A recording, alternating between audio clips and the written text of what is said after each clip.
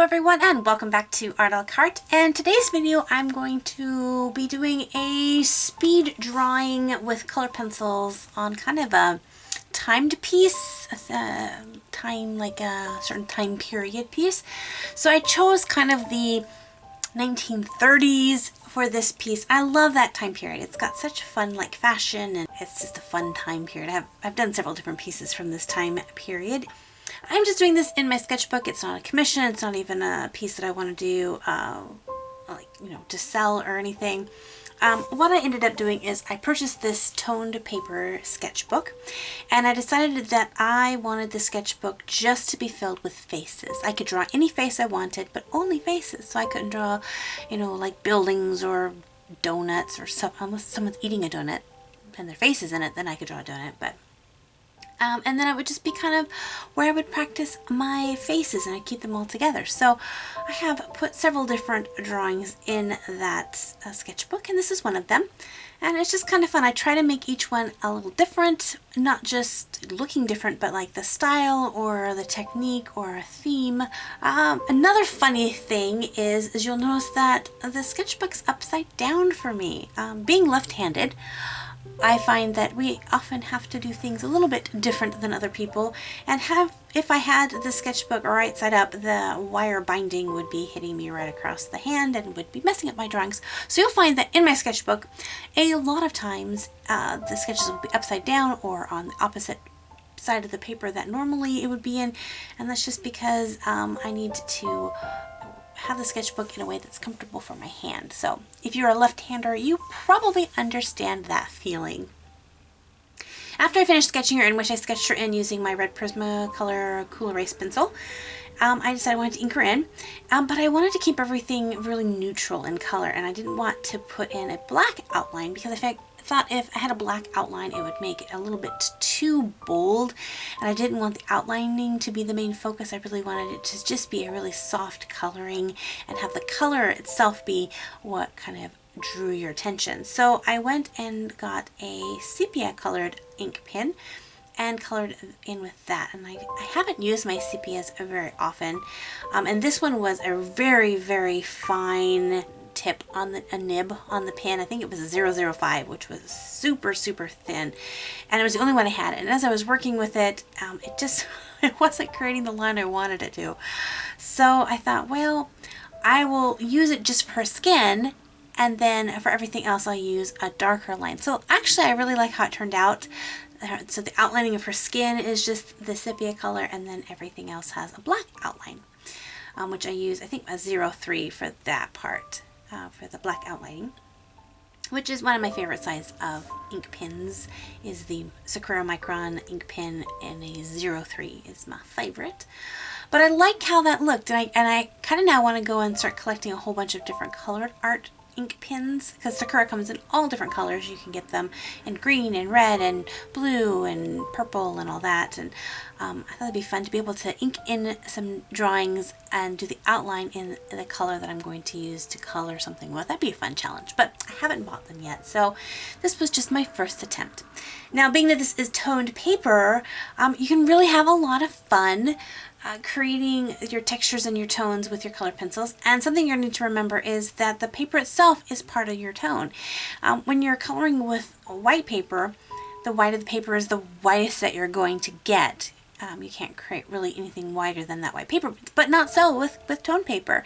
Tone paper is in the medium there, so even your darks are going to be more vibrant on your toned paper, and it's a little tricky. And the darker your toned paper is, the kind of more tricky it is, and it just takes a little bit of practice. So you're going to find that your paler shades of color pencils, not even just white, just even pale skin colors, are really going to be your highlight colors. And so it kind of throws you at first if you haven't practiced with it. You go, what? I don't understand what's going on. So I'm using my kind of light peaches and things like that for the highlights, and then really having to find some alternatives for shadow, because even like my normal skin tones that I would use are coming up much lighter than they would because it's toned paper. It's just more vibrant. In the eyes, I couldn't use white because the white would be so vibrant. Her eyes would look like they were glowing. So I actually used this kind of eggshell blue, which is kind of just a white with just a little hint of blue in it. And that turned out really pretty. And I liked the blue so much that I decided to give her blue hair. And I think at the time of when I actually did this piece, because I've had this clip for a little while now, I think it was back when I had bright blue hair. And so I was very much into coloring hair, which do not fear, the colored hair will be coming back once I get back from my trip. I will be having fun with color once again, I'm sure. So putting in her hair coloring, again, coming up with the same kind of fun, not a problem, but a thing with colored pencils is that tone paper just makes your colors so vibrant. So a little goes a long way. Color that I normally would use for really, really dark shadow, which would be my indigo blue, was still coming up really, really bright. So I used a lot of that kind of egg blue white color to do a lot of my shading and blending those shadings together. And it turned her hair into kind of this milky blue, which I think was fabulous. I loved the effect. I gave her a really high forehead. I wanted to kind of try a different little bit of style and not have so much bangs, but just have the little curly cues. And I liked that. It was kind of fun to practice different things. And I gave her these really pencil thin eyelids. Eyebrows. That's what they are. So she looks a little more sculpted. I really wanted to take it after like the illustrations that you would see in the 1930s magazines, big beauty magazines, and how they would draw people back then. So it's not meant to be a lifelike portrait, but a portrayal of the illustrations back from that era. So I looked at several different pieces from that time era.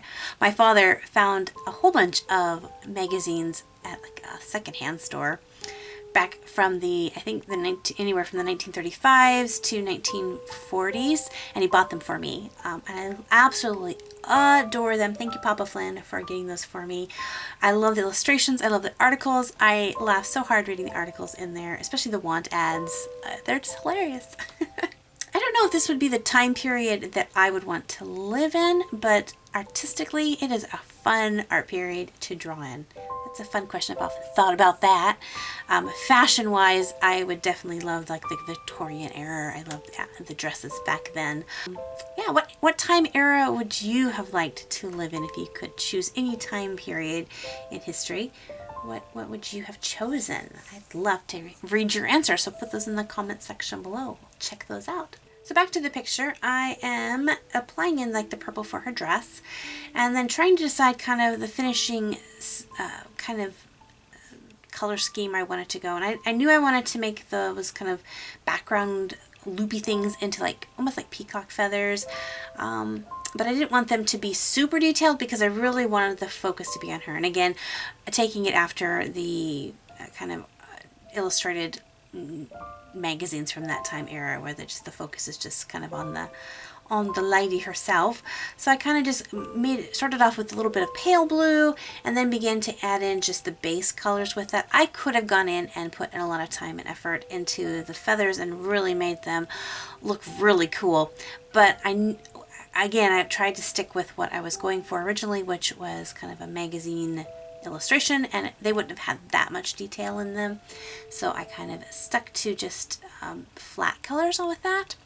I really would like to do a piece with some peacock feathers in them and just really go all out and see if I can get them to just have that iridescent look that they have. Is so beautiful. But it was fun. It is a little bit of a challenge to come up with a theme for a picture and then stick with it for me, because as my picture progresses, my idea of the picture may change, and a lot of times my pieces aren't exactly what they were intended to be. They kind of morph, mighty morphing art pictures, yeah. So I don't know if you guys have trouble with that too, if your pictures just kind of change as you draw, but I really tried on this one to stick with my original theme. So to finish this piece off, I took my white color pencil and kind of did a little outline border. And again, being on toned paper, it just really makes the piece kind of pop out. I kind of think it looks like a little sticker decal thing. I think it's fun. Well, I enjoyed doing this picture. Hopefully you enjoyed watching it and that you're encouraged to go out and draw your own piece. So make sure to take me in your photos on Instagram or Facebook. Love to see them. And until next time, God bless you guys, and we'll see you later. Bye-bye.